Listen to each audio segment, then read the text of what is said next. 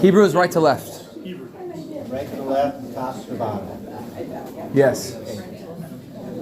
Right, and Hebrew is written right to left because in ancient times people chiseled right into stone, and most people are right-handed, so it's easier to chisel like this as opposed to like this.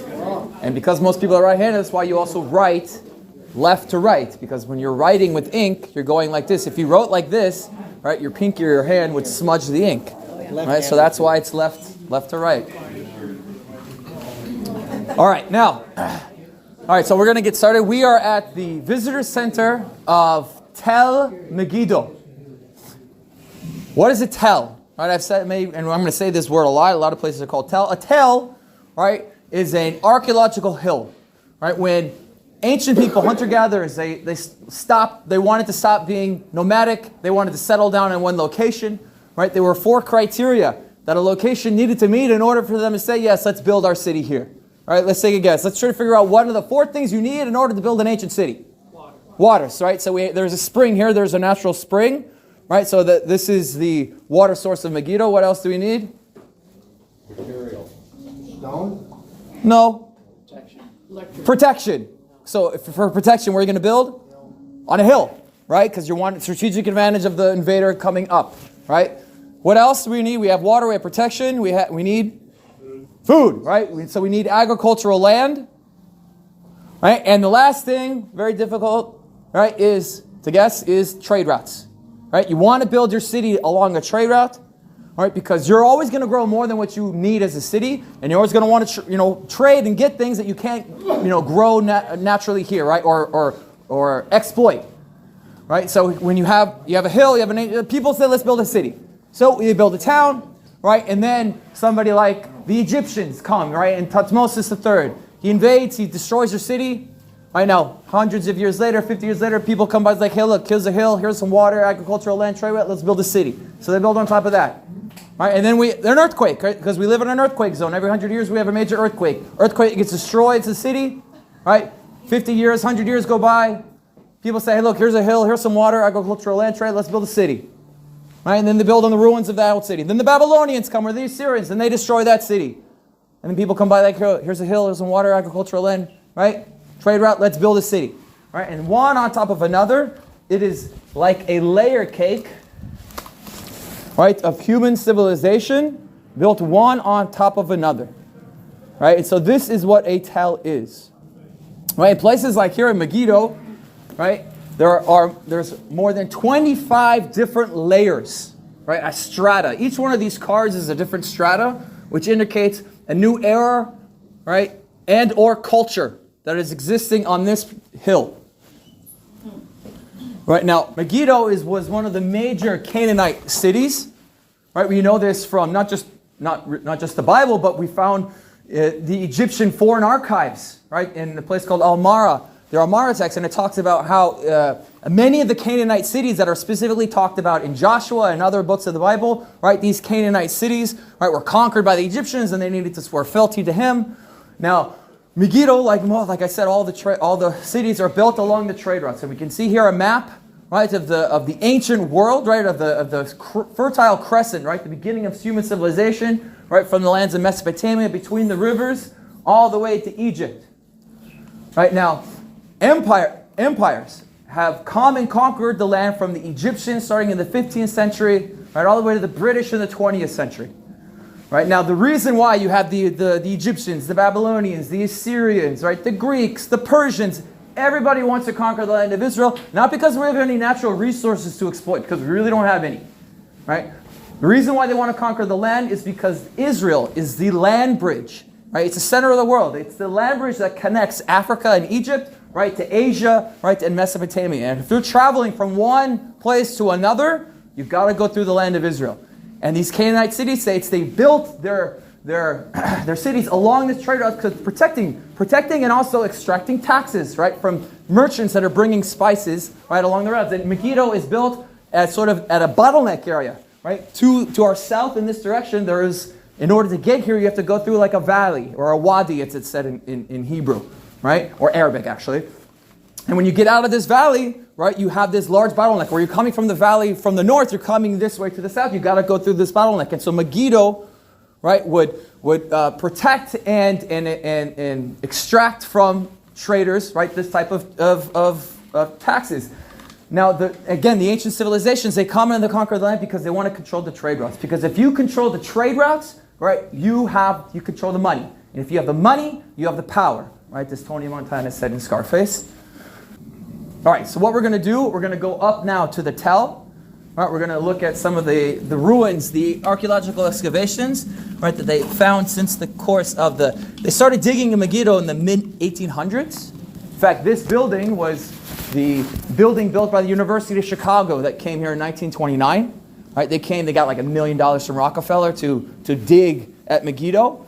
And they had this idea, $1 million is a lot of money in 1929. So they thought, oh, we have all this money, we're going to dig the entire Tell. Right? And then they got up, they come here and they see the size of the Tell. It's like, there's no way we're going to dig that.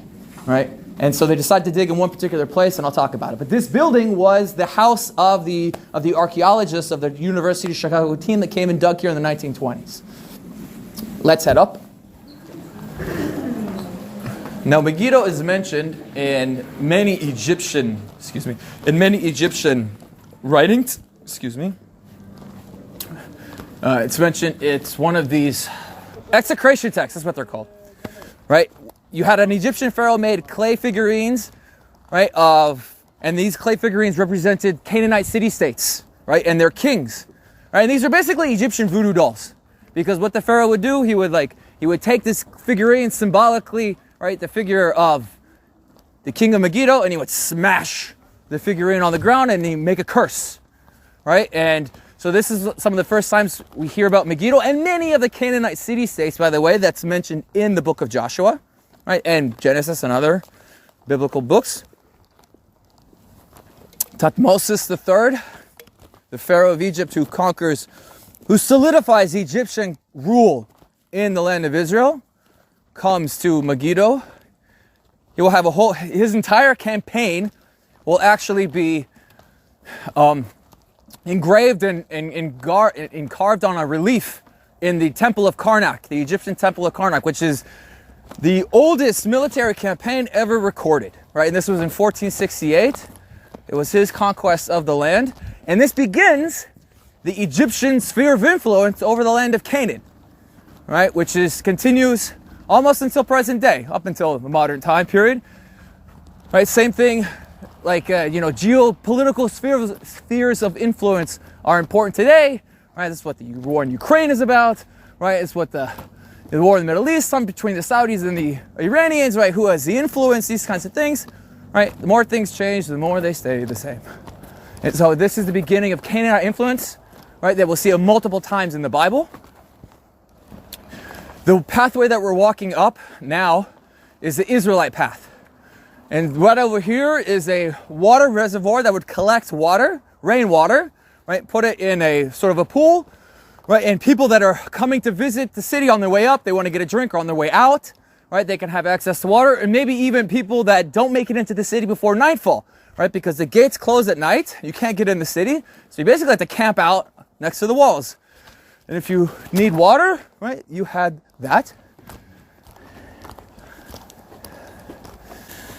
All right, now, these gatehouses, we actually had two gatehouses right over here.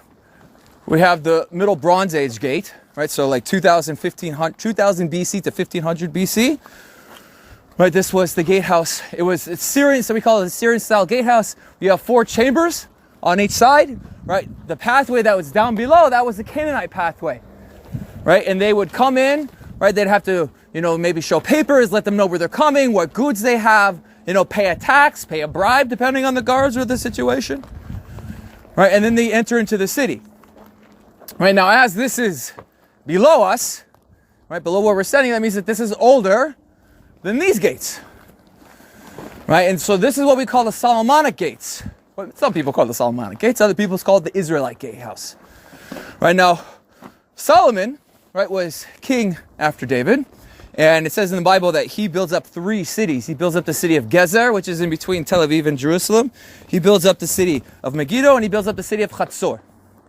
Right, now, when people were digging in Megiddo in the 1800s, when archaeology was sort of a brand new science. A lot of it was sort of trial and error, figuring out the best methodologies, right? And unfortunately, one of the people that came and dug up at Megiddo used one of something that was now turned out to be a bad methodology, right? And his name was Schumacher, and he dug like a trench system where he just kind of dug a trench through the tell, right? And a lot of stuff he just kind of discards right over the side, and he starts looking at sort of the exposed ground, right? That he just made the trench for, and the stuff that was actually in, he just throws it over the side. Now, later on, we realize, right, that that's a bad methodology, and he actually might have thrown away some really interesting artifacts in this dump pile. And so they start looking through it, and they find an Egyptian stele.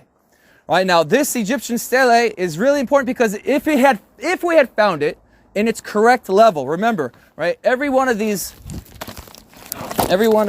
levels is a certain era, right? So if you're level A over on this side of the tell, and you go and you dig on the other side of the tell, you reach level A, right? Everything is on the same time period, right? But because we found that stela outside of its layer, we don't know what level it was at. And this becomes important because these gatehouses, right, are part of the legend of Solomon, that he builds up the city. What's different about these gatehouses is that, for one, you have 6 chambers, right? Over there you have 4. Now, and we don't find very many gatehouses with 6. Now, this stele, it talks about how the Pharaoh Shishak came and conquered the city of Megiddo, right? And he conquered parts of the land of Israel. Now, in the book of Kings, it tells us when Solomon dies, his son Rehoboam takes over, and he's not a very good king, right? He's very harsh with his people, and there is a revolt against him, the civil war, right? Led by a man named Jeroboam. Now, Jeroboam, he needs outside help. He doesn't have the infrastructure and the money and the army that Solomon's son has at his immediate disposal, so he needs to go get outside help. Who is he going to go? To the Egyptians, because this is the sphere of influence of Egypt. Right now, who does the Bible tell us who the Pharaoh of Egypt is at this time that helped Jeroboam establish, right, the kingdom of Israel? His name is Shishak. Right? The exact same Pharaoh that the Bible tells us helps Jeroboam establish the kingdom of Israel. We find his stele talking about how he conquers the land. Right? And it's dated to 925 BC, which is exactly at the time period we would expect, right, for Solomon's death in this war. Right, but the problem is we don't know if this gatehouse was built before or after, like above or below that level. However, there's a lot of circumstantial evidence. Right? One of them is 6 chambers. The other circumstantial evidence, right, that this is from the time period of Solomon, are the other gatehouses, right, from the other cities that the Bible says he built up, Gezer and Chatzor. Right? This place was discovered early in the 20th century. Right? Like this area of the gatehouse, right, was discovered. It was known.